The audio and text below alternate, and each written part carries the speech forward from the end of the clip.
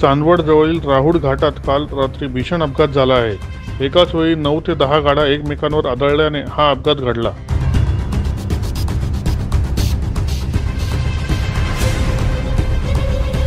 या अपघातात एकाचा मृत्यू झाला असल्याची माहिती समोर आली आहे।